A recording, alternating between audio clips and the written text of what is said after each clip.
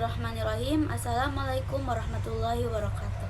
Hai semuanya, perkenalkan nama saya Fatia Zahra dengan NIM 221210 Saya dari kelas PAI 4C. Saya akan memenuhi tugas pada mata kuliah pengembangan kurikulum dengan dosen pengampu yaitu Ibu Dr. Helna Nelis MPD. Baiklah, di sini saya akan menjelaskan tentang desain kurikulum. Desain kurikulum terbagi menjadi 4. Yang pertama yaitu pengertian desain kurikulum, yang kedua yaitu macam-macam desain kurikulum, yang ketiga yaitu strategi desain kurikulum, yang terakhir yaitu sifat-sifat desain kurikulum. Baiklah, simak video selanjutnya. Baiklah, yang pertama yaitu pengertian desain kurikulum. Desain kurikulum merupakan suatu perorganisasian yang berisi tujuan, isi, serta proses di mana yang akan diikuti oleh siswa dalam tahap pengembangan pendidikan. Desain kurikulum merupakan gabungan dari dua kata yang memiliki makna berbeda dan membentuk suatu pengertian tertentu, yaitu desain dan kurikulum. Desain secara bahasa atau secara etimologi mempunyai arti yaitu kerangka bentuk, rancangan, motif, pola, dan corak. Istilah desain sudah tidak jarang didengar dalam kehidupan sehari-hari kita, seperti desain arsitektur, desain busana, seperti desain jilbab, desain pakaian. Nah, seiring berjalannya zaman, desain ini sering dipakai untuk pendidikan seperti desain pembelajaran dan desain kurikulum dan lain-lainnya. Sedangkan secara terminologi atau secara istilah, Herbert Simon mengartikan desain adalah suatu pemecahan masalah. Desain kurikulum menurut Fred Percival dan Henry Ellington adalah pengembangan proses perencanaan, validasi, implementasi, dan evaluasi kurikulum. Selanjutnya, Saylor mengacukan 8 prinsip sebagai acuan dalam mendesain kurikulum sebagai berikut. Yang pertama yaitu memudahkan dan mendorong pemilihan serta pengembangan semua jenis pengalaman belajar yang mendasar bagi pencapaian prestasi belajar. Yang kedua yaitu berisi semua pengalaman belajar yang bermakna dalam upaya mencapai tujuan pendidikan, khususnya bagi peserta didik yang belajar dengan bimbingan pendidik. Yang ketiga yaitu menyediakan kesempatan bagi pendidik untuk menggunakan prinsip-prinsip belajar dalam memilih, membimbing, dan mengembangkan berbagai kegiatan belajar di sekolah. Yang keempat yaitu memungkinkan pendidik untuk menyesuaikan pengalaman dengan kebutuhan, kapasitas, dan kematangan peserta didik. Yang kelima yaitu mendorong mendidik mempertimbangkan berbagai pengalaman belajar anak yang diperoleh dari luar sekolah dan mengiatkan dengan kegiatan belajar di sekolah. Yang keenam yaitu menyediakan pengalaman belajar yang berkesinambungan agar kegiatan belajar peserta didik berkembang sejalan dengan pengalaman terdahulu dan terus berlanjut pada pengalaman berikutnya. Yang ketujuh, kurikulum harus didesain supaya bisa memberikan bantuan kepada peserta didik dalam upaya pengembangan watak kepribadian, pengalaman, dan nilai-nilai demokrasi yang menjiwai kultur. Yang kedelapan yaitu realistis, layak, dan dapat diterima. Desain kurikulum bisa diartikan sebagai susunan dari berbagai unsur kurikulum yang terdiri dari tujuan, isi, pengalaman, belajar, dan evaluasi. Karakteristik penting dalam sebuah kurikulum salah satunya adalah konseptualis dan organisasi berbagai bagian dari kurikulum tersebut. Dalam organisasi kurikulum, desain kurikulum berhubungan dengan organisasi horizontal dan organisasi vertikal. Organisasi horizontal sering disebut sebagai cakupan atau integrasi horizontal yang berhubungan dengan susunan komponen-komponen kurikulum, sedangkan organisasi vertikal sebagai sequence yang perhatiannya terletak pada hubungan antara komponen-komponen kurikulum. Desain kurikulum merupakan aspek yang amat penting dari kurikulum planning karena menunjukkan elemen-elemen yang harus diperhatikan dalam perencanaan kurikulum. Dan hubungan elemen-elemen ini dalam proses pengembangan kurikulum merupakan cara untuk menentukan pemilahan organisasi, berbagai pengalaman belajar yang diselenggarakan akan di sekolah, dan menentukan peranan pendidik, peserta didik, dan orang lain yang terlibat dalam perencanaan kurikulum.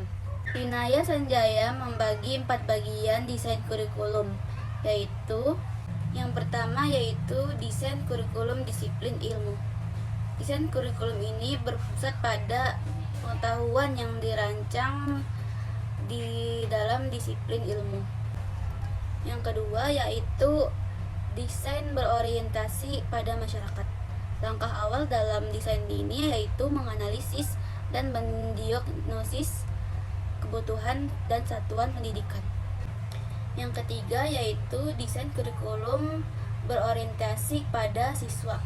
Desain ini akan melibatkan siswa, maka dari itu pendidik tidak boleh terlepas dari peserta didik. Kurikulum yang berorientasi kepada siswa wajib menekankan kepada siswa karena siswa merupakan sumber dari kurikulum tersebut. Menurut Besant, seluruh sistem desain kurikulum terbagi menjadi 5 hal. Nah, yang pertama yaitu arena atau lingkup tempat dilaksanakannya berbagai perencanaan kurikulum.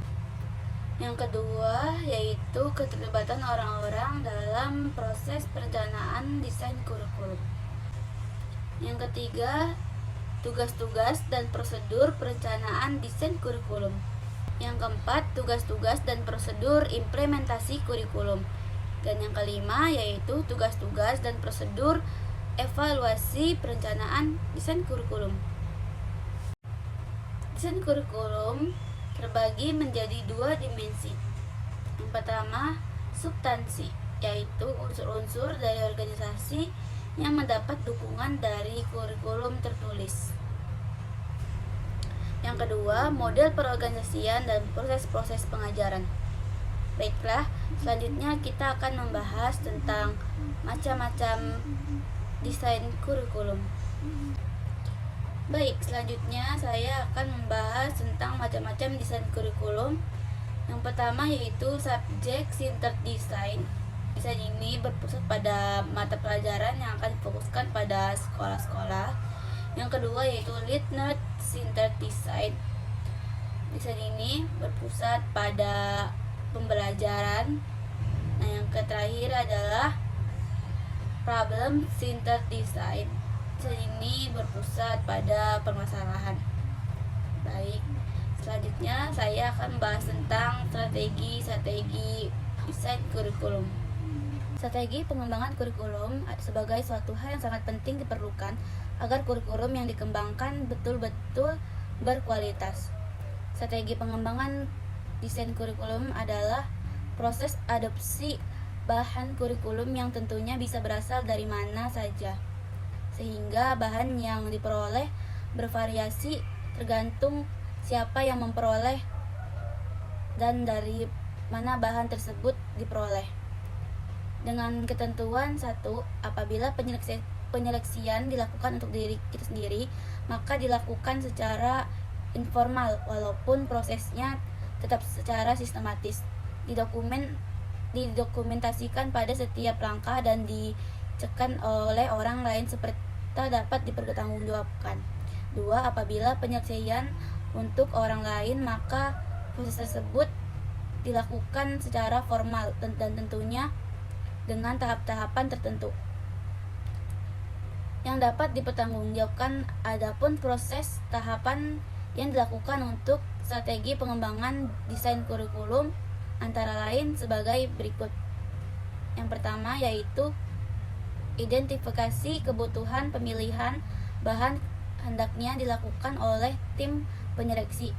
Tahapan yang dilakukan oleh tim penyeleksi diantaranya yang pertama adalah mendaftar bahan ajar yang digunakan yang dirasa kurang relevan dengan kurikulum, dengan kebutuhan. Yang kedua, melakukan penelitian yang bertujuan untuk menyeleksi dan menilai bahan ajar baru yang telah diperoleh. Bahan baru tersebut haruslah mencerminkan visi dan misi lembaga pendidikan tersebut. Yang kedua, mencari dan memperoleh bahan kurikulum. Cara kerja dari mendapatkan bahan kurikulum sebaiknya mengembangkan, mencari, dan mengelompokkan bahan yang berkaitan dengan kurikulum dengan kebutuhan lembaga tersebut. Kesulitannya, banyak pengembang dalam hal ini pendidik yang merasa kesulitan mencari bahan tersebut karena kurangnya informasi tentang bagaimana memperolehnya. Yang ketiga, analisis bahan kurikulum.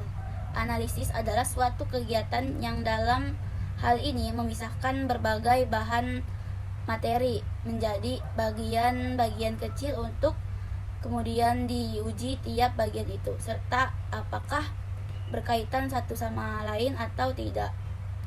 Yang keempat, penilaian bahan kurikulum. Setelah kegiatan menganalisis bahan kurikulum yang secara sistematis telah dipaparkan di atas, selanjutnya kita melakukan penilaian terhadap kurikulum untuk menilai kelayakannya tersebut. Strategi untuk penilaian kurikulum ini dapat dilakukan melalui dua cara. Yang pertama, memeriksa kelengkapan bahan tersebut, dan yang kedua, membaca review kritik atau laporan dari studi evaluasi yang dilakukan oleh evaluator terhadap bahan yang akan kita pakai dan melakukan tes dengan cara melakukan uji coba di lapangan. Yang kelima, pembuatan keputusan adopsi bahan kurikulum. Langkah terakhir dalam proses strategi pengembangan desain kurikulum ini adalah pembuatan keputusan untuk mengadopsi bahan. Masalah yang sering yang timbul adalah apabila para anggota tim menyeleksi bahan tidak mempunyai kesamaan pandangan mengenai bahan mana yang harus diadopsi. Maka untuk menyelesaikan masalah tersebut dapat ditempuh dengan memeringkatkan bahan yang berbeda tersebut. Kemudian bahan yang diperoleh rata-rata tertinggi adalah bahan yang harus disetujui oleh tim adopsi untuk selanjutnya. Strategi pengembangan desain kurikulum terbagi menjadi 4 bagian. Yang pertama yaitu merumuskan tujuan pembelajaran. Yang kedua, menyeleksi pengalaman belajar. Yang ketiga yaitu mengorganisasi pengalaman belajar. Dan yang keempat yaitu mengevaluasi atau evaluating. Selanjutnya yaitu sifat-sifat desain kurikulum. Yang pertama yaitu sifat strategis. Sifat ini merupakan instrumen yang sangat penting karena untuk mencapai tujuan pendidikan nasional. Yang kedua yaitu komprehensif, yang mencakup seluruh aspek-aspek penghidupan dan kehidupan masyarakat. Yang ketiga yaitu integratif, di mana mengintegrasikan perencanaan yang luas serta mencakup pengembangan dimensi kualitas dan kuantitas. Yang keempat yaitu realistik, yang berdasarkan kebutuhan peserta didik dan kebutuhan masyarakat.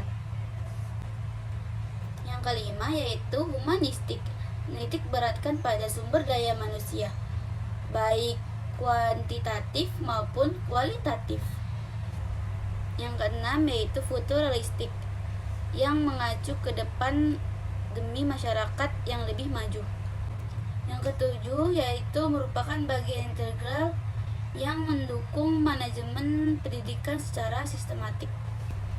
Yang kedelapan yaitu perencanaan kurikulum yang mengacu pada pengembangan kompetensi sesuai dengan standar nasional. Yang kesembilan yaitu berdasarifikasi untuk melayani keberagaman peserta didik. Yang terakhir yaitu bersifat desentralistik, yang dikembangkan oleh daerah sesuai dengan kondisi dan potensi daerah. Baiklah, cukup sekian dari saya. Itulah tadi materi yang saya sudah sampaikan, seperti pengertian desain kurikulum, sifat-sifat desain kurikulum, macam-macam desain kurikulum, dan strategi desain kurikulum. Semoga yang saya sampaikan bermanfaat bagi semuanya. Kurang dan lebihnya mohon maaf. Wassalamualaikum warahmatullahi wabarakatuh.